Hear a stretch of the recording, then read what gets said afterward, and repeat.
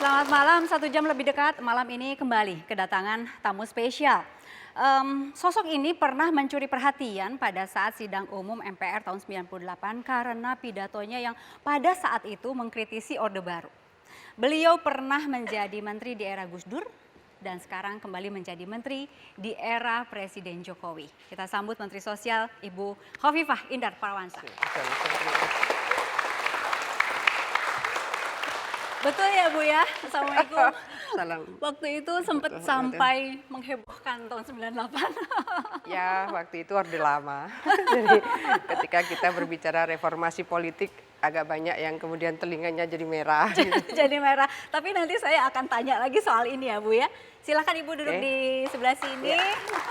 Oke, sekarang Ibu pegang Kementerian Sosial ya Bu ya. Ini ada data dari PBB, pernah dengar nggak Bu bahwa Indonesia ini urutan kelima terbesar dalam hal angka Homeless, gelandangan. Betul Bu? Ya, itu homeless yang saya tahu ya. Oke. Kira-kira 10 hari lalu lah ada publish dari UN bahwa tunawisma di Indonesia masuk 5 besar. 5 besar ya Bu? 5 besar dan ini menurut saya adalah PR kita bersama. Prihatin nggak Bu dengernya? Pasti Jarang-jarang semua- loh Indonesia berprestasi. Pasti semua akan membangun satu kewaspadaan, satu evaluasi, satu langkah-langkah yang mesti kita harus lakukan lebih sinergis di antara public-private partnership. Tentu pemerintah pusat, pemerintah provinsi, pemerintah kabupaten kota, dan private sector saya rasa mesti bergandengan tangan untuk bisa mencari solusi. Karena titik-titiknya sebetulnya relatif bisa terdeteksi. Nah itu dikabarkan bahwa Jawa Timur itu se-Indonesia itu peringkat 1, betul begitu ya Bu ya? Sempat terpublish seperti itu ya bulan Maret kemarin. Jadi ada persoalan-persoalan yang kalau saya mau kembali ya di nawacitanya pemerintahan Pak Jokowi JK itu ada 9 agenda prioritas. Kalau butir ke-8 itu revolusi karakter dan butir ke-9 restorasi sosial.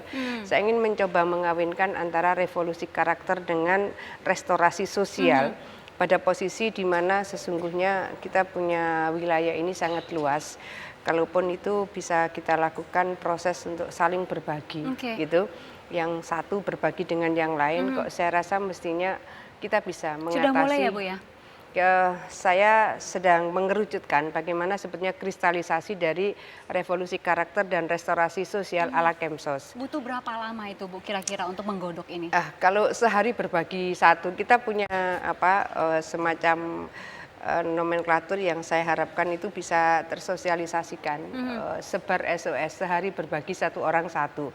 Kalau bisa dilakukan sehari berbagi satu orang satu, maka banyak orang yang punya sangat banyak rumah, yang itu kalau misalnya kemudian berbagi kepada saudara-saudara kita yang masih pada posisi homeless. Kalau sudah itu berjalan di Indonesia, di tanah air begitu ya, SOS sebar? Sebar SOS, sehari Sebar berbagi SOS. satu orang satu. Sehari berbagi satu orang satu, mudah-mudahan segera bisa terlaksana. Baik, ini walaupun Ibu Khofifah ini terkenal seluruh tanah air. Tapi saya ingin memperlihatkan lagi perjalanan Ibu Khofifah dari sejak awal ya. DVD yang sudah disiapkan di tim kami berikut ini.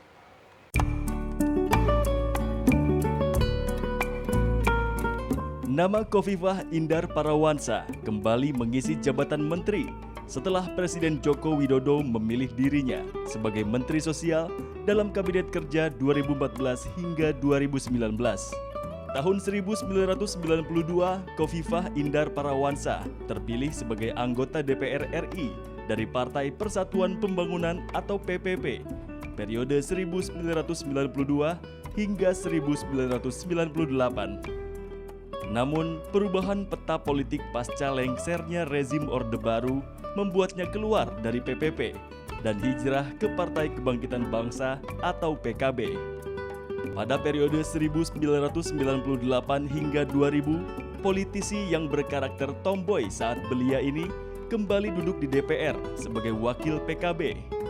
Di zaman pemerintahan Presiden Kiai Haji Abdurrahman Wahid atau Gus Dur, sosok alumni pasca sarjana FISIP UI ini menjabat sebagai Menteri Pemberdayaan Perempuan. awal tahun 2013 kembali muncul dalam kancah politik nasional saat maju dalam pemilihan Gubernur Jawa Timur periode 2014 hingga 2019. Perempuan yang mudah terharu ini merupakan anak dari pasangan almarhum Haji Ahmad Rai dan Hajah Rohmah. Lahir di Surabaya, Jawa Timur 19 Mei 1965. Khofifah menikah dengan Indar Parawansa dan memiliki 4 orang anak. Kini sebagai Menteri Sosial, Khofifah sedang sibuk mendata jumlah keluarga miskin dan mencari solusi untuk memperbaiki kehidupan sosial di Indonesia. Tidak jarang, Khofifah masih berada di kantornya hingga larut malam.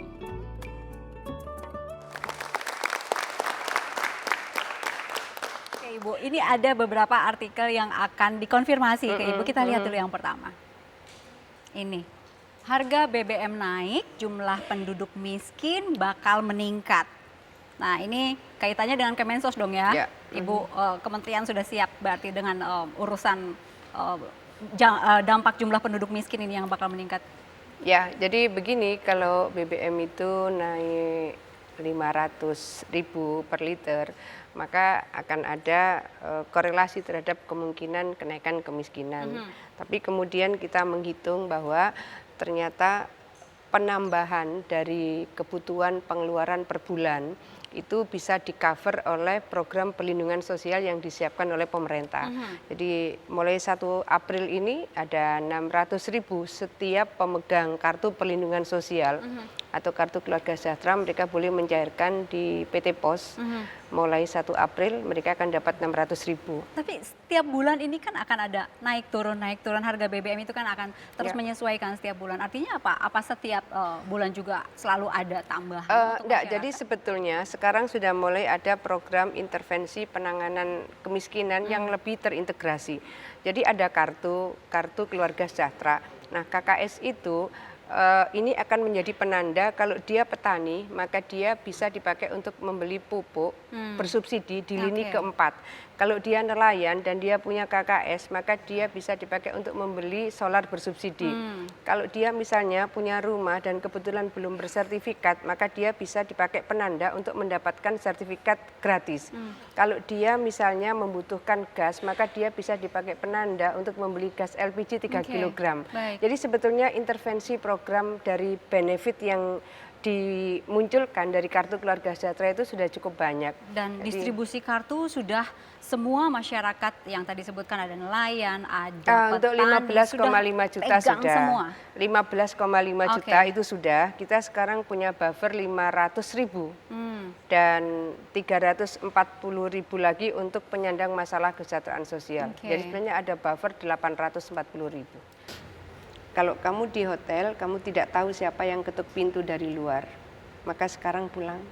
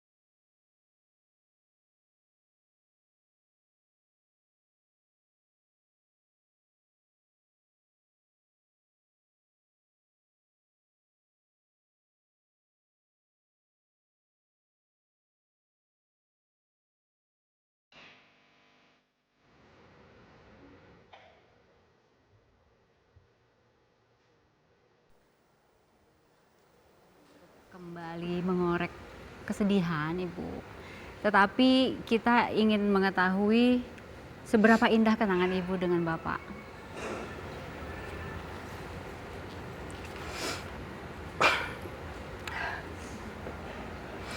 Mungkin banyak orang tahu kalau saya hampir selalu berbicara selalu di backup oleh data yang cukup. Pada saat itu tidak semudah seperti sekarang, kita bisa dapat data dari internet, ya kita googling dengan inisial apa sudah keluar semua. Hari itu kalau kita mau dapat data kita harus ke BPS, dan di BPS kita tidak mudah mendapatkan data yang kita butuhkan. Suami saya punya support yang luar biasa. Saya seringkali ke DPR membawa koper itu bisa 2 kertas koper itu, karena yang satu itu adalah buku-buku yang isinya data-data. Kita bisa bayangkan selalu data-data itu bukunya tebal-tebal dari BPS, dan selalu suami saya support untuk itu. Saya rasa tidak mudah bagi seorang perempuan untuk bisa menjalani karirnya kalau tidak disupport oleh keluarga, ya. Itu Bapak sangat mengkhawatirkan keselamatan ibu pada saat habis menyampaikan pandangan umum di MPR ya Bu ya, sampai ibu nggak boleh nginep di hotel gitu. Suami saya tahu bahwa ada hal-hal tertentu yang harus dilindungi dari istrinya. Pada saat saya menyampaikan, mungkin di mata beliau juga cukup pedas gitu ya, cukup keras, maka beliau datang ke hotel lalu beliau sampaikan begini, kalau kamu di hotel, kamu tidak tahu siapa yang ketuk pintu dari luar, maka sekarang pulang. Kalau di rumah saya bisa melindungi kamu. Itu yang beliau sampaikan. Jadi support saya ke politik luar biasa. Masih ada satu lagi, tapi yang ini adalah jenisnya tantangan ya. Ini tantangan untuk Ibu Menteri. Waduh. Apa ya? Oke. Dibuka sekarang atau gimana ini? Oke. Dibuka. Silakan Bu, dibuka Bu. Jreng-jreng. Oh iya. Dikeluarkan isi. Oke, kalau mau diperlihatkan ini adalah es mambo ya Bu ya? Iya. Oke, silakan Bu, ini tantangan dulu boleh, itu gimana jualannya nih Bu? Ayo dong. Boleh sambil Boleh enggak, Pak? Ayo, Pak. Ayo, Pak. Aduh. Yeay. Mari, Pak. Oke. Boleh ya? Boleh. Ya. Ayo, nggih. Iya, ada. Ya, dan jualannya langsung habis. Kalau dulu gimana tuh Bu? Zaman usia berapa dan menjajakannya tuh seperti Ibu itu? Zaman saya SD, sekampung saya itu belum ada yang punya kulkas. Oke. Jadi saya kalau mau dapat es, saya harus di kompleks perumahan dosen YIN. Rumah saya kebetulan bersebelahan. Nah, di situ ada yang memang menyiapkan, saya rasa tidak begitu termosnya. Termosnya agak panjang. Saya biasa ambil aja gitu, saya ambil terus saya jual sambil saya obak sodor. Jadi saya main obak sodor, saya taruh aja termos, nanti orang yang mau beli gitu dia akan hof, beli hof gitu, hof tuku hof gitu. Nanti saya berhenti sebentar, lalu saya tinggal lagi main obak sodor. Jadi saya bawa itu. Silahkan Bu. Ya. Memang untuk bantu keluarga atau emang? Enggak, saya anu saja. Menikmati aja gitu. Ada sesuatu yang orang butuh es, tetapi tidak ada penjual, kan kayak gitu enggak mudah. Itu untungannya itu Ibu pakai buat apa? Saya tidak hanya itu, saya suka misalnya karena orang tua saya itu punya lumayan lah ya. Padi itu kalau sudah selesai dipanen, sisanya itu pasti masih banyak. Saya suka ngambil sisanya itu. Jadi sisanya itu lalu saya kumpulkan lagi dan seterusnya. Saya biasa kalau beli buku, waktu itu saya belinya di daerah Sunan Ampel itu pasti banyak penjual buku di situ. Saya beli buku.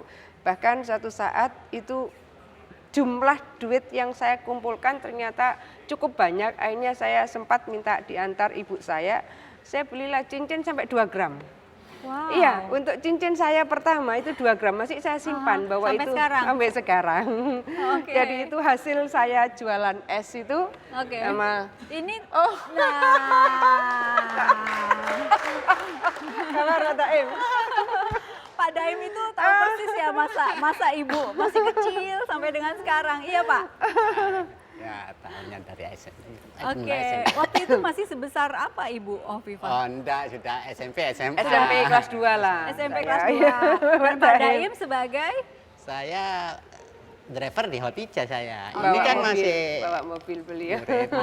Cuma mobil cuma satu waktu itu memang nggak ada kegiatan kemana pasti saya.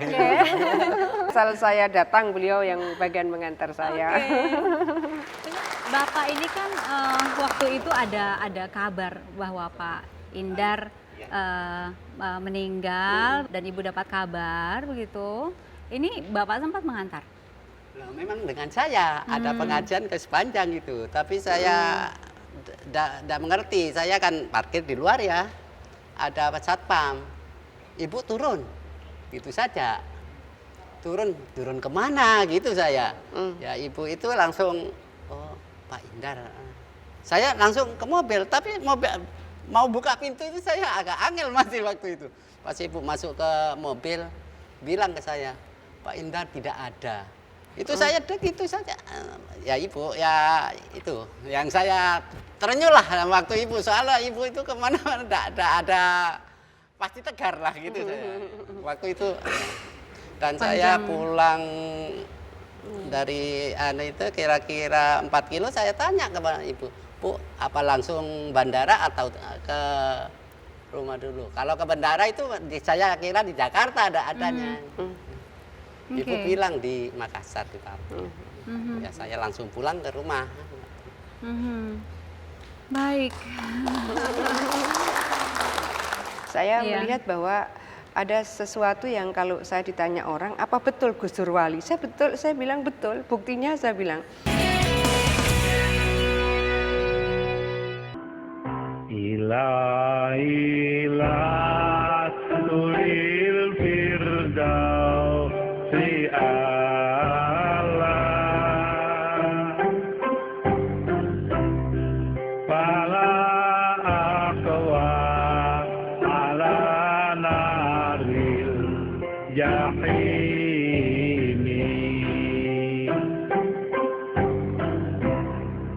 Fahabli batau akhir dulubi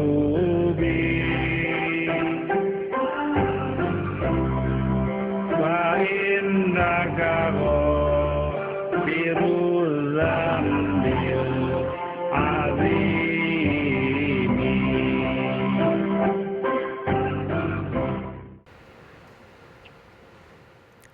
Sosok yang sangat berarti untuk Ibu. Ya. Gus Dur, Bapak bangsa. Untuk Ibu Tidak pribadi? pernah lelah berjuang untuk kebaikan kemanusiaan. Saya Iya. melihat bahwa ada sesuatu yang kalau saya ditanya orang, apa betul Gus Dur wali? Saya bilang betul. Buktinya saya bilang. Jadi waktu itu Gus Dur kan malam ya, jam 12 setelah penolakan pertanggungjawaban Pak Habibie baru kemudian eksplisit menyebut mau mencalonkan. Tidak ada persiapan misalnya calon presiden itu harus ada surat pernyataan dari pengadilan negeri bahwa tidak sedang dipidana, harus ada surat keterangan dari Kapolres bahwa berkelakuan baik kayak gitu. Ini sudah jam 1 saya sampai kamar, saya telepon Mas Fajrul Falah almarhum gitu. Ini Mas Rul, saya minta tolong disiapkan surat-surat ini gitu. Saya hanya menyiapkan surat nomor 1 adalah surat pencalonan Gus Dur oleh fraksi MPR. Baik. Kedua adalah surat kesediaan Gus Dur untuk mencalonkan diri. Tapi saya juga sudah siapkan surat bahwa yang bertanda tangan di bawah ini nama Kiai Haji Abdurrahman Wahid, alamat Ciganjur, Baik. menerangkan dengan sebenarnya bahwa saya berkelakuan baik. Padahal ini kan mestinya dari polisi. Iya. Menerangkan dengan sebenarnya bahwa saya tidak sedang dipidana, mestinya dari pengadilan negeri. Pada saat saya mendaftarkan Gus Dur sebagai presiden, itu saya hanya ditemani oleh Pak Arifin Junaidi. Baik. Berdualah kita ke gedung KK1. Pada saat kita mendaftarkan di sudah diterima gitu. Tapi itu kan jam 7 penutupan. Nah, setelah itu jam 9 itu pembukaan sidang umum MPR oleh Pak Amin Rais. Jam setengah 10 di break karena ada proses verifikasi dokumen. Jam 10 itu Sekjen MPR itu mengumumkan bahwa seluruh persyaratan pencalonan Gus Dur sebagai calon presiden itu dianggap sah dan lengkap. Ibu Jadi, kaget? kalau ada orang se-Indonesia atau orang PKB yang paling kaget itu pasti saya, karena saya yang tahu bahwa ini nggak ada surat-surat yang mestinya distempel tanda tangani Kapolres, nggak ada, distempel tanda tangani Pengadilan Negeri, nggak ada, distempel tanda tangani Pengadilan Tata Niaga juga tidak ada.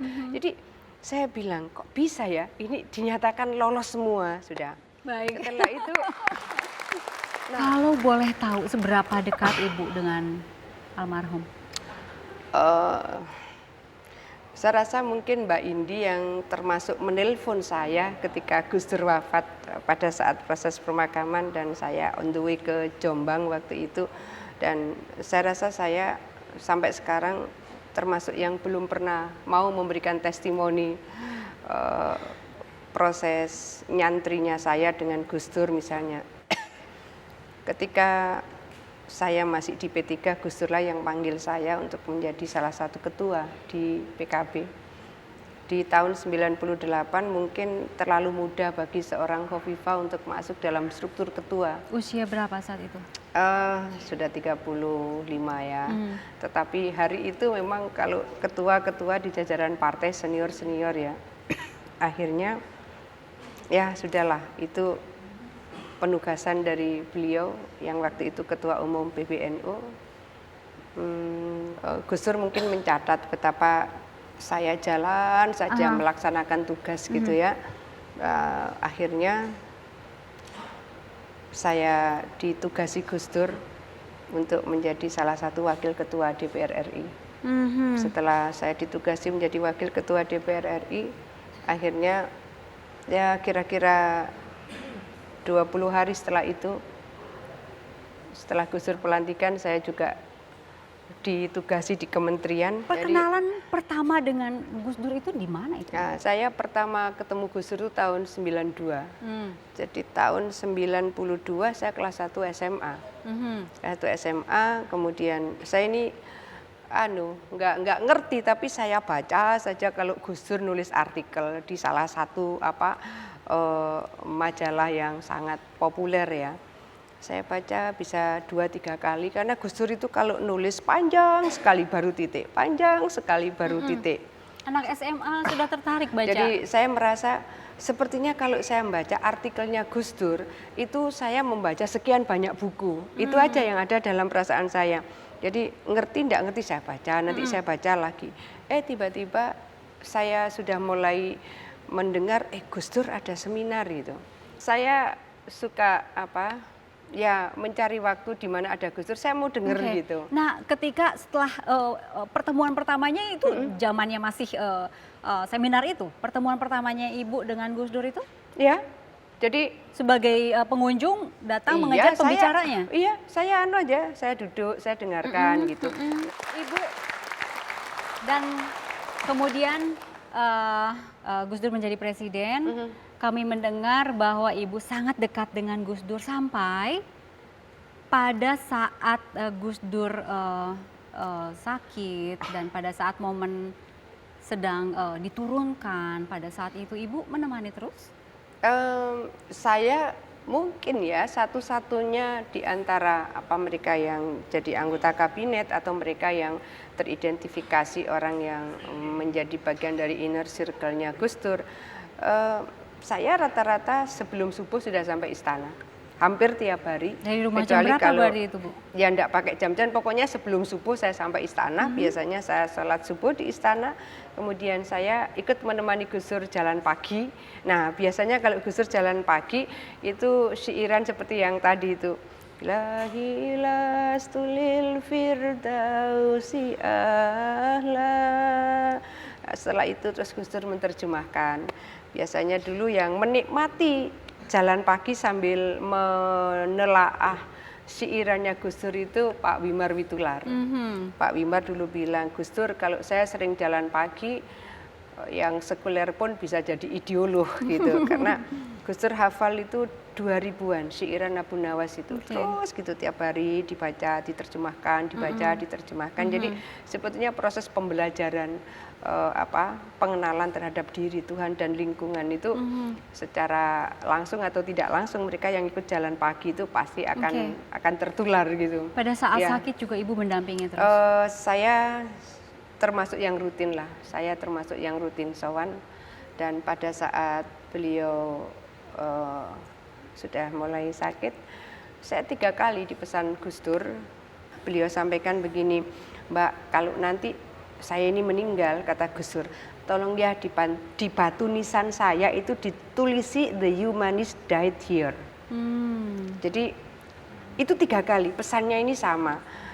Pada saat itu saya mikir, oh Gus Dur ini sebetulnya lebih senang disebut sebagai sosok humanis.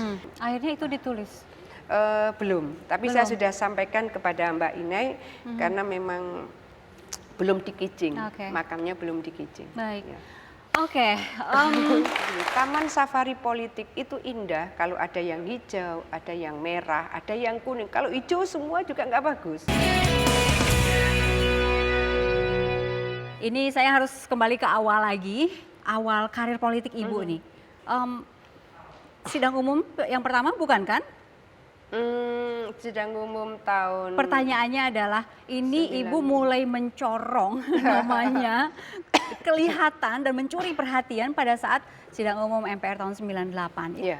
Memang sudah diniatkan bahwa pada sidang umum itu Ibu akan bicara ini. Memang Enggak. sudah. Enggak. Jadi hampir semua partai saya rasa ya, hari itu kan hanya 3 partai saja. Kita yang menjadi jubir itu ya jubir gitu, karena jubir kan hanya membaca naskah yang disiapkan oleh partai. Pada saat itu saya diminta untuk membaca naskah itu. Kita kan ketat sekali untuk waktunya, lalu biasa dulu di P3 itu sebelum kita masuk ke forum itu betul-betul kita membaca di pleno dan orang akan memberikan kritisi dari apa yang kita baca, pelafalannya, intonasinya, suaranya dan seterusnya. Tiba-tiba di sebuah pleno di mana saya harus membacakan itu tidak keluar suara saya. Jadi tidak keluar tuh betul-betul maksudnya? tidak keluar. Jadi membaca ya tidak keluar, batuk tidak keluar gitu. Akhirnya selesai, ada yang menyampaikan di forum, udah ganti aja daripada besok juga suaranya nggak keluar gitu.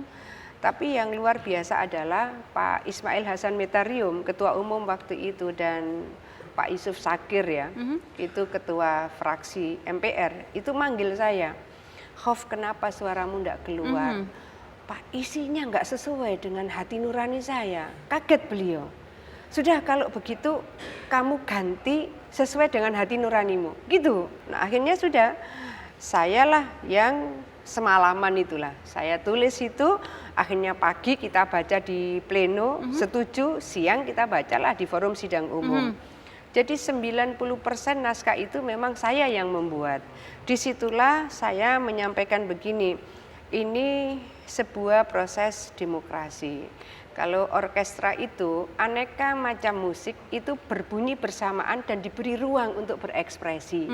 Jadi saya menyebut begini, taman safari politik itu indah kalau ada yang hijau, ada yang merah, ada yang kuning. Kalau hijau semua juga nggak bagus, kuning semua nggak bagus, merah semua nggak bagus. Maka saya menyampaikan pentingnya reformasi politik. Nah, bahasa reformasi politik itu rupanya hari itu agak tajam ya. Kalau sekarang mah kita biasa. Tapi bahwa di tahun 98 sebuah statement tentang reformasi politik itu memang sesuatu yang mungkin agak kalau bahasa sehari itu cetar membahana gitu kali ya. Iya. Nah, dan kita harus konfirmasi gitu. Ini dengan saksi yang pada saat itu juga hadir begitu. Iya. Mungkin mau tengok ke kanan silakan.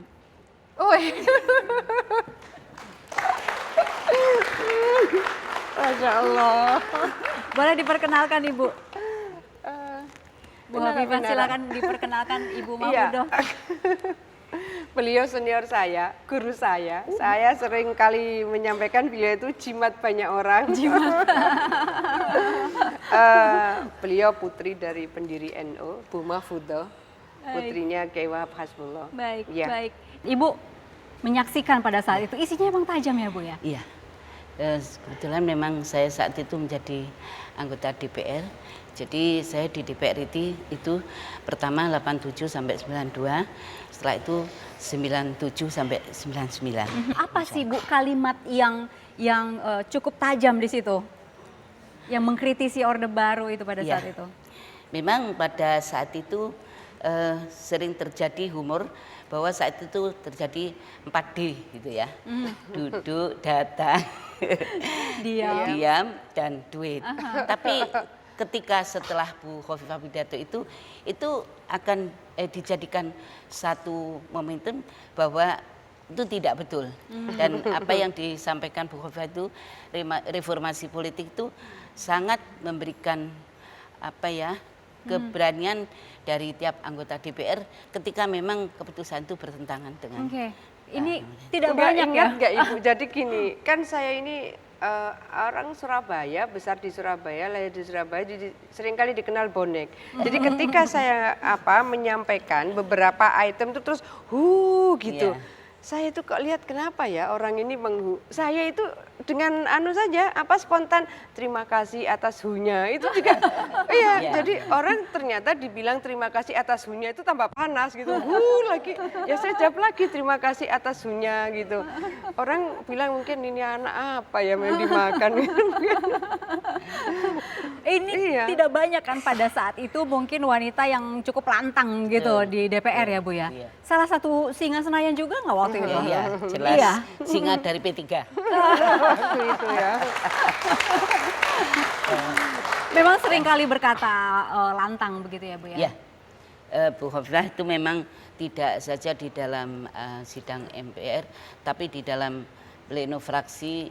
Memang apa yang dikatakan Bu Khofifah bahwa DPR itu ketika mau menyampaikan pendapatnya itu selalu disampaikan di dalam pimpinan fraksi, maka ditinjau dan dilihat muatan yang disampaikan dan memang ada tim yang membuatkan. Jadi memang apa yang disampaikan Bu Khofifah itu satu gebrakan yang sangat positif. Oke.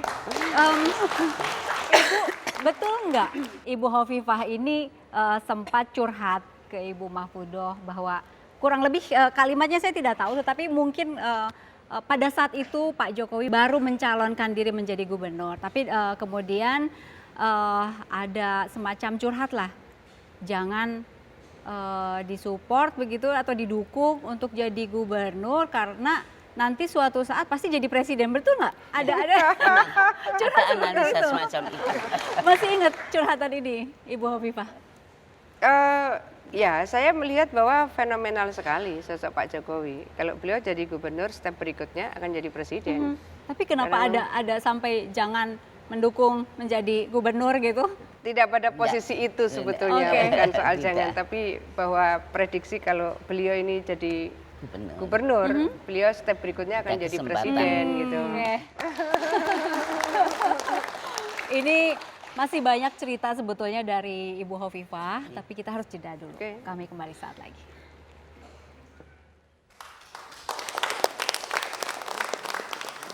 Wah, ini saya habis ketemu harimau. Saya bilang, jangan-jangan nanti saya ketemu penghuni Mahameru. Emang dia jarang keluar katanya.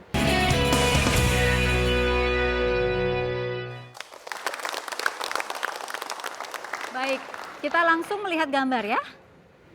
Oke, ada gambar yang ingin diperlihatkan ke hadapan Ibu Khofifah. Ini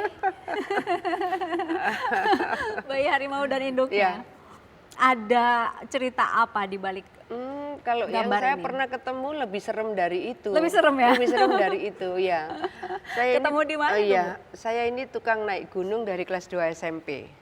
Makanya sampai sekarang saya jalan relatif cepat gitu. Ketika saya ke Mahameru, saya rasa itu. Ketika saya ke Mahameru, jadi sudah Ranupani, Ranu Gembolo gitu. Saya biasa kan kalau naik gunung suka jadi tim penyapu. Saya ini memang suka, ini kalau gunung itu kan kita muter begini. Hmm. Nah, padahal sebenarnya kita bisa membypass Iya. gitu. Kita membypass berarti kita nggak pakai muter, kita Tapi lebih cepet capek lah ya? gitu. Ya pasti. Iya. Ketika saya mencoba oh, ini kenapa harus puter? Kalau ini kita naik begini kita mestinya lebih cepat. Nggak taunya ternyata waktu saya naik yang saya lihat itu ada terowongan kayak gitu ya. Di Ibu berapa dalamnya orang? sendiri. Sendiri? Sendiri. Wow. Terus? Tapi di belakang saya ada, Oke. gitu. Tapi cuma karena kan saya di depan, jalannya cepat. Terus saya lihat, setelah itu ada lubang gitu, ada lubang. Saya lihat, wah ini harimau sama anaknya itu kan udah salah 5 ekor anaknya sama ibunya gitu. Waduh, kalau sudah kita begitu sendiri, terus di situ itu ada harimau plus anaknya, coba bayangkan, ini kan hanya ada kita dan Tuhan waktu itu ya. Siapa yang bisa menyelamatkan kita? Jadi saya sudah akhirnya mundur. Kita nggak bisa bersuara. berbalik. Jangan sampai bersuara. Jadi kita mesti mundur sampai kemudian kita ketemu jalan, akhirnya melingkar lagi. Jadi saya menangkap, wah ini ada perjalanan-perjalanan yang menjadikan saya memang sudah harus lebih hati-hati. Nah, pada posisi seperti itu saya masih dibayang-bayangi oleh semacam wanti-wanti dari senior saya. Yeah. Hati-hati Hof, kalau ke Mahameru itu nanti kadang kita bisa bertemu dengan penghuni Mahameru gitu. Jadi penghuni Mahameru itu